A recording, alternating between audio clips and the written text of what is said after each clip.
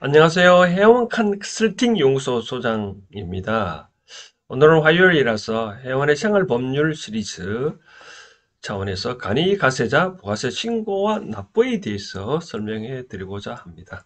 왜 이렇게 설명하고자 하는 이유가 최근에 간이가세자 납부 면제자도 부가세 신고를 해야 하는지에 대해서 질문이 들어왔고, 그러면 납품 면제자도 신고를 해야 되는지 설명해 드리고, 또 그런데 납품 면제자도 부가세를 납부를 안 해도 되는 그런 면제자도 납부해야 하는 경우도 있다는 대란 제목으로 설명을 해 드리도록 하겠습니다.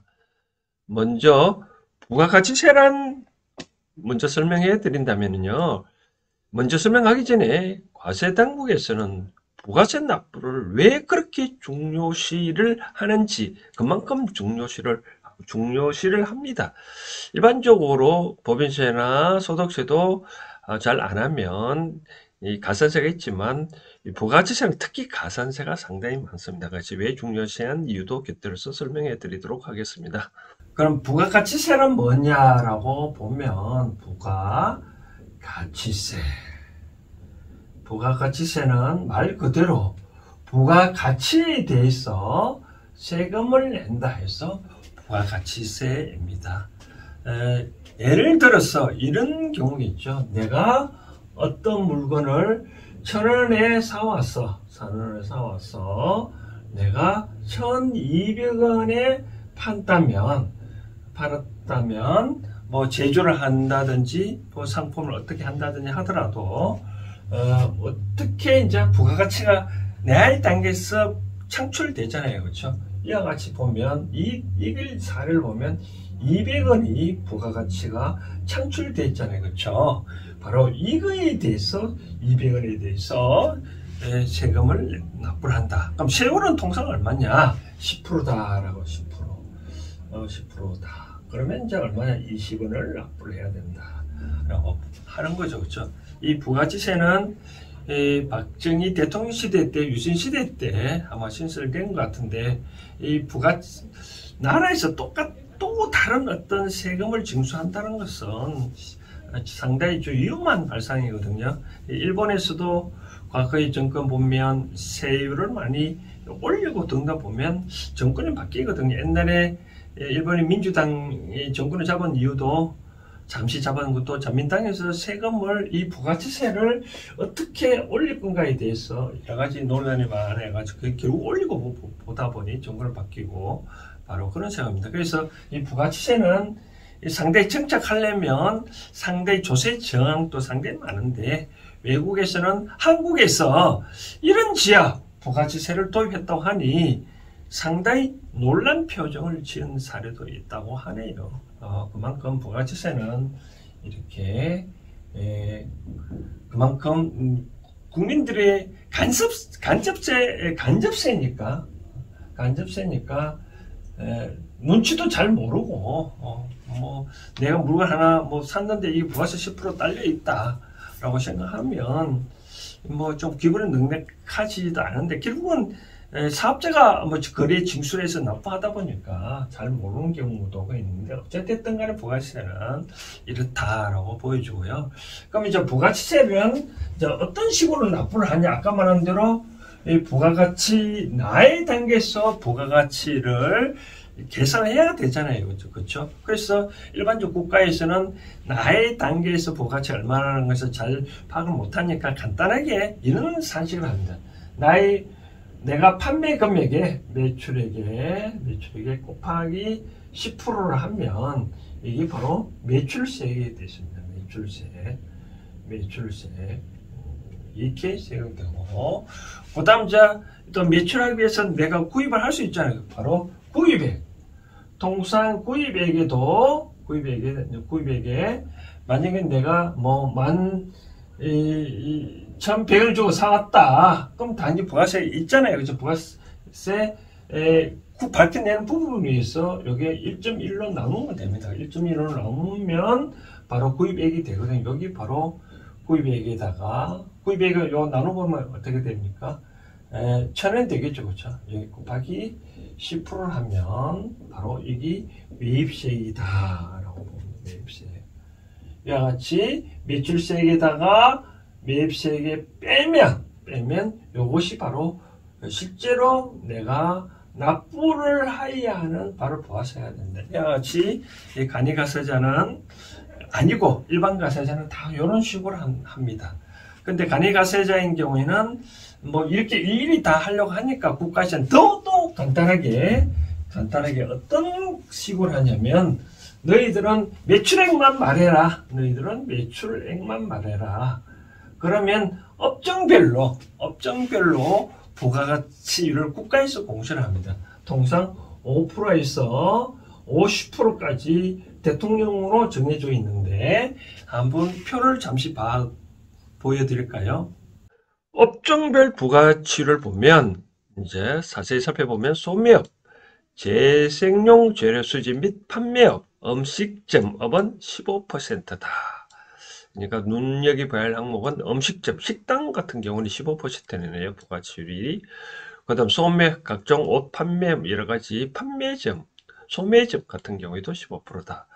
라고 보면 되고, 또 뭐 모텔, 뭐 그런 것도 뭐 25%네요. 임대업을 하는 사람들은 보면 부동산 임대업 같은 경우에는 40%다라고 하네요. 40% 부가치율이. 그 밖에는 여기에 이제 나열되지 않는 경우에는 30%. 눈여겨보아야 할 목은 이 운수 및 창고, 또 건설업도 다 창고업도 다 30%다라고 보면 되겠습니다. 잘 보셨죠? 우리가 일반적으로 음식점 같은 경우에는 15%네요. 그렇죠? 임대사업자는 이제 40%고, 라고 이렇게 봅니다. 그렇죠? 그래서 만약에 나는 간이가세자다라고 생각하면 내가 뭐 매출액이 만약에 5천만 원이다. 식당에서 5천만 원 매출을 얻었다. 그러면 여기다가 15%만큼 너희는 부가가치가 있다라고 보면 되거든요. 그러면 5천만 원의 15%는 얼마입니까? 이거는 750원 정도 되겠네요. 그렇죠? 750원. 그러면 여기 내가 5천만 원 판 거에 대해서 750만 원의 부가가치가 있다라고 해야 되거든요. 그럼 여기다가 이제 10% 곱하면 바로 이제 75원이 바로 부가세다. 라고 이제 보면 되는 거겠죠. 그쵸? 같이 5천을 팔면 15% 부가가치가 있다. 그러면 750원에 10% 하면 75원이 부가가치다. 이렇게 보면 됩니다. 이같이 국가에서는 간단하게 간이가세자에 대해서는 이같이 부가가치세를 징수하고 있다라고 보시면 됩니다. 그럼 왜 이와 같이 부가가치세를 그만큼 중요시하는 이유가 우리가 간이가세자는 1월 25일 1년에 한 번 부가세를 신고를 받고 법인들이나 일반 가세자는 1년에 2번 받거든요. 7월 25일 하고 1월 25일 하고 부가세를 신고를 받고 있는데 잠시 보면 법인들은 3월 말까지 법인세를 신고를 받잖아요. 개인은 어떻게 받나요? 개인들은 5월 달에 종합소득세 신고를 받거든요. 이와 같이 법인이나 개인들이나 어떤 소득에 대해서, 요거는 소득에 대해서 세금을 물리려면 과세 자료가 있어야 되잖아요. 그렇죠? 과세 자료가 확보하는 방법이 바로 부가가치세를 기준으로 하고 있다. 부가가치세가 어떤 사람이 사업자다, 신고를 안 했다. 그러면 소득자들은 내가 소득이 얼마인지도 모르고 또 과세당국에서도 이 사람이 소득이 얼마나 전혀 모르거든요. 그렇기 때문에 그만큼 부가가치세를 신고를 제대로 해줘야만 과세당국에서는 정확하게 세원을 포착하고 있다라고 그렇게 생각하십니다. 그래서 통상적으로 우리가 세무조사가 나오면 맨 먼저 이 부가가치세를 제대로 신고를 했나 안 했나 그것부터 살펴봅니다.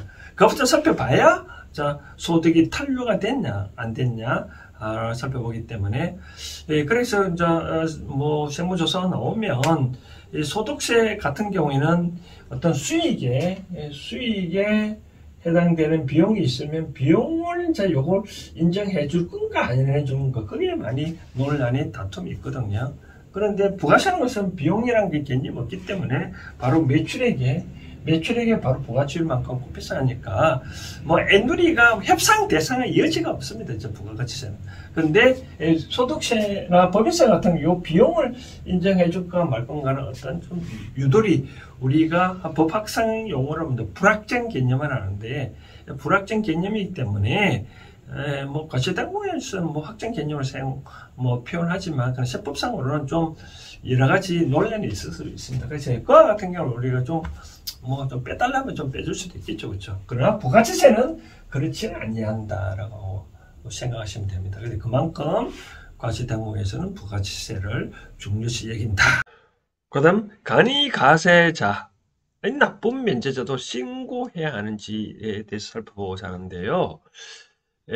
부가가치세법 67조에 보면 이렇게 나와 있습니다. 간이가세자는 과세기간의 가세표준과 납부세액을 가세기간이 끝난 후 25일 이내에 납세지 관할세무서장에게 확정 신고를 하고 납세지 관할세무서장 또는 한국은행 등에 납부하여야 한다라고 되어 있네요.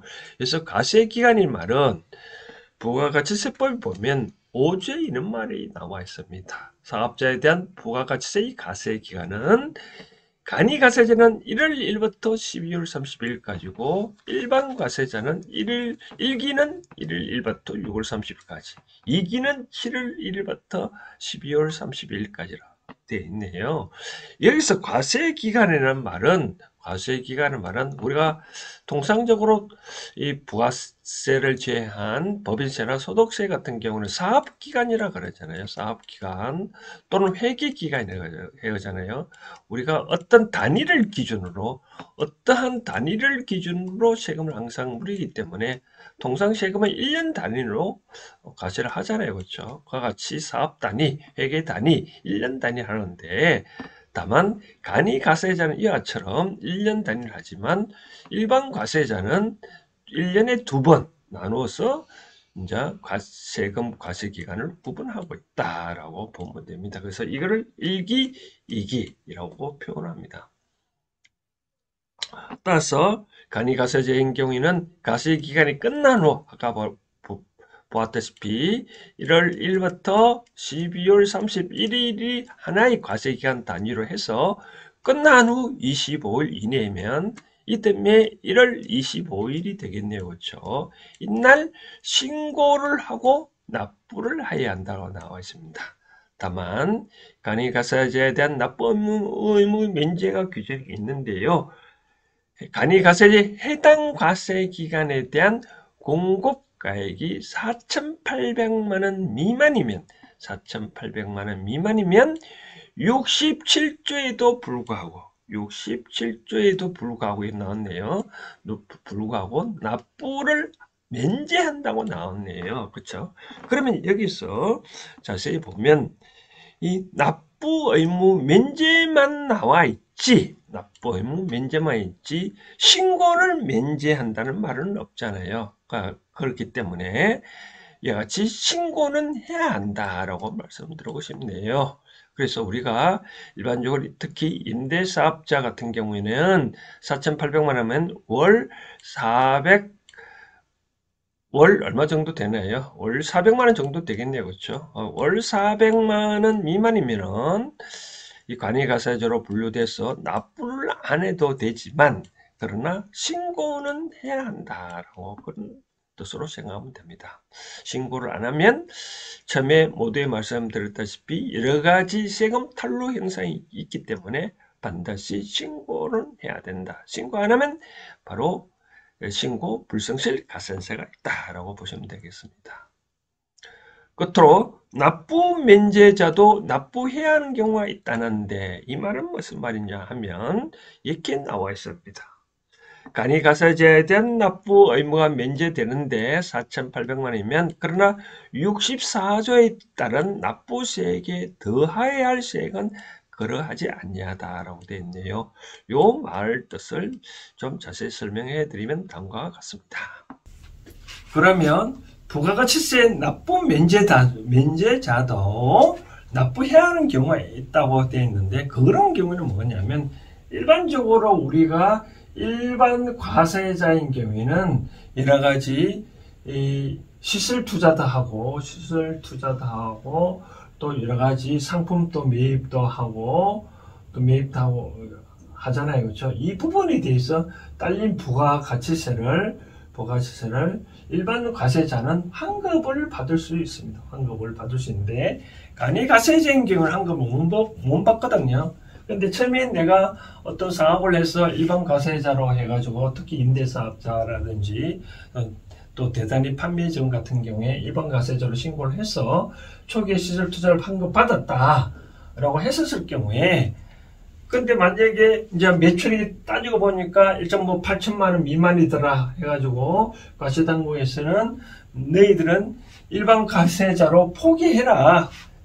간이가세자로 전환을 해주겠다라고 얘기를 하거든요. 그럼 간이가세자가 만약 전환이 됐다면 어떻게 되겠어요?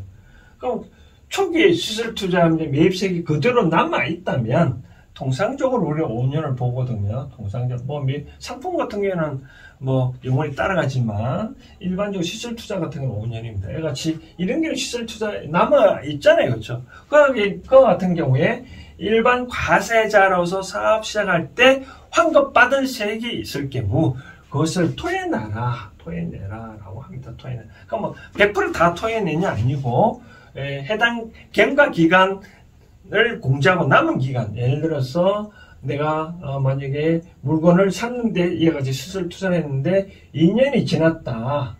그러면 남은 5분의 3, 이제 3년치에 대해서는 바로 토해내라. 바로 그런 경우입니다. 바로 그와 같은 경우에 비록 간이가세자로 내가 전환이 돼서 내가 4,800만 원 미만이라 해서 납부가 면제받는다 하더라도 과거에 내가 환급받은 세액은 이와 같이 안분해서 토해내라. 그런 경우에는 납부를 해라. 바로 그런 내용입니다. 그래서 이런 거에 대해서는 별로 어려운 사항이 없습니다. 자, 잘 보셨나요? 이와 같이 매주 화요일마다 회원의 생활법률, 일상생활에서 필요한 세무 지식에 대해서 전달해 드리고 있는데, 또 다른 분야에 대해서 필요한 부분이 있으면 생활법률 시리즈에 대해서 댓글로 남겨드렸으면 제가 또 설명해 드리도록 하겠습니다. 오늘은 여기까지 하겠습니다. 감사합니다. 라고 보시면 됩니다.